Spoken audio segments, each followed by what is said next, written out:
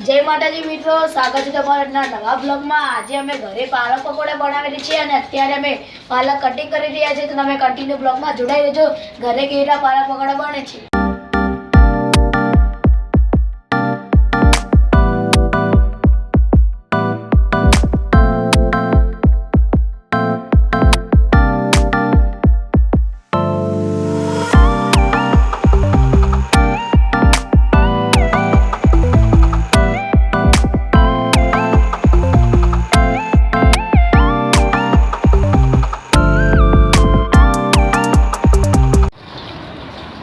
तो मित्रों हवे पालक कटिंग થઈ ગયા છે। હવે તાણે અમે બેસન અને પાલકનો લોટ બનાવીને હવે તળવાનો છે।